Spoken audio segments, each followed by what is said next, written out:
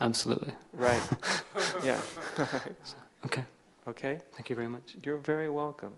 Yeah. I mean, this is really, as probably a lot of people know in here, this is one of my favorite things to talk about, because it's really, in many senses, one of the most interesting things about the journey, is this transition. And for most people, it's not a sudden transition. For most people, it's any more than adolescence is a sudden transition. But it's one thing to have all the ideas about you're not really what you are, and then when all that falls away or falls apart, and you can't actually even go back to it if you wanted to, because it's like picking up something that's dead. You know, it's like a cat that died a year ago, and you keep picking it up by the tail and expecting it to walk. You know, it's just, pardon the graphic image, but I like to get my points across. You realize you just can't do that. It just doesn't make any sense. But the interesting thing is, then there is no necessarily immediate, obvious instinct of what to do next. And so it's really common to go, wow, this is weird.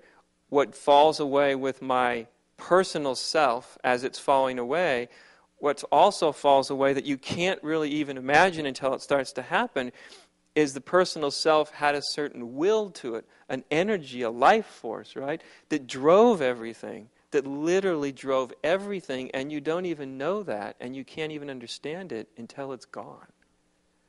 And then the energy, the motivation, the driving force of your life disappears one day. And the next thing often doesn't immediately show up.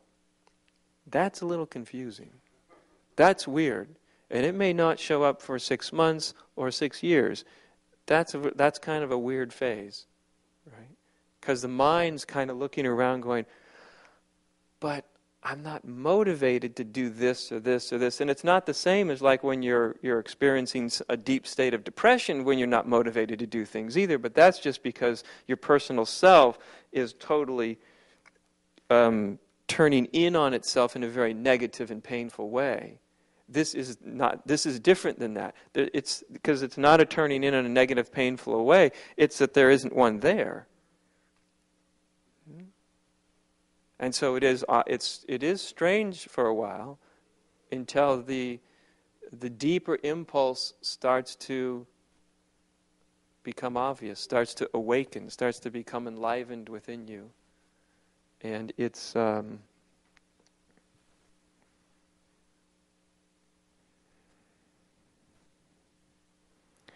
interesting thing is it doesn't operate by any of the old rules. See? When this that I'm talking about starts to move in you, and it is moving in you already, it is there in a subtle form, in a subtle way. It's not real obvious yet, it'll become more obvious, but it is there. But it's hard to spot because we think it's going to behave very much like the old motivating forces. Like when it moves, we'll know why it's moving and where it's moving and what's its goal. And what's its purpose, and what's the meaning of it moving. All of those are personal values. When the illusion of the personal falls away, reality doesn't move by those values. It doesn't understand those values. So when this other force moves, it doesn't move necessarily with any reason. You can ask it, is this, like people will often ask me, how do I know when that's the movement?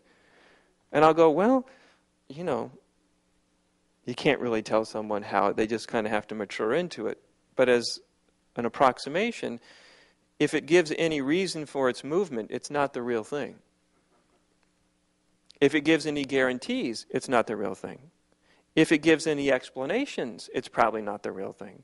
Because when reality moves, it just moves. And it doesn't say why, and it doesn't say where it's going to end up with, and it doesn't argue its point, and it doesn't try to convince you to follow it. All those impulses are totally absent. It's just a pure thing. It's just a pure movement of life force. I don't know how else to put it. And it doesn't seem to have any reason for it whatsoever. Not that you can discern. And yet, with some experience, you realize that it's the only way to go. And that it's actually not other than you. It's not other than the essence of your being. And reality does not move on the ways that the mind thinks it does, or for the reasons that it thinks it does. Yeah? Me being here and talking to you is a good example of it. I have no idea why I come and do this. I really don't. I have no real motivation to come and do this. I don't think I have a message that you need to hear, or anybody needs to hear. I have no idea why I do this. You see, but it happens anyway. That's the amazing thing. It happens anyway. It doesn't need any of that. And any reason that could be derived is so obviously mentally created and so obviously fake and so obviously phony that I couldn't even entertain it for a split second. But it does this. It's one of the things it does, you know. It's doing everything else too, by the way. It's not just like a spiritual thing.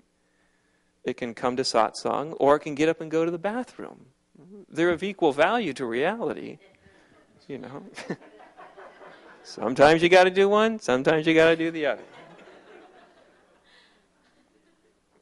But I'm just saying that to give you, and I'm not just speaking to you because I know there's other people that find themselves in that place too.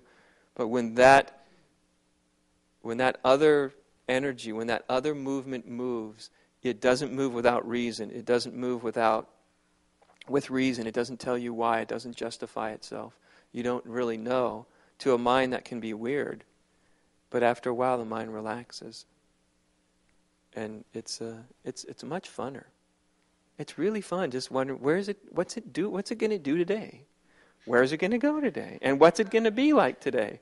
And you're totally done with all those questions of what does my life mean and where is it all going, and you know what I mean? It's such a relief. I mean, those are just questions we ask when we're totally dead to reality. You know, they're surrogates for reality. They're like step-ins, they're stand-ins, you know. Because I have no sense of what I am and no connection with reality, then I need things like hope and meaning and purpose. Right? They're surrogates for reality, really. They are. And if we're not awake, of course, we don't want to take those surrogates away. Because if you take them away from somebody who's still very much identified with their self, then they get extraordinarily depressed, right? Maybe suicidally depressed. You take purpose and meaning and goals and all that stuff away from an ego, you've got an ego that's just in a very, very serious state, don't you? Right? A very unhappy ego. But those same things, when they disappear, when the me disappears, initially it may be confusing, but later it seems to be an incredible relief. And just an amazement that life moves without all that.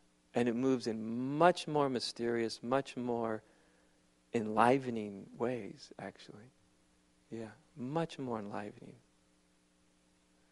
Yeah. Life is its own meaning, you know. Life is its own meaning. When we're alive, we're not asking for meaning. I mean, every step that's it.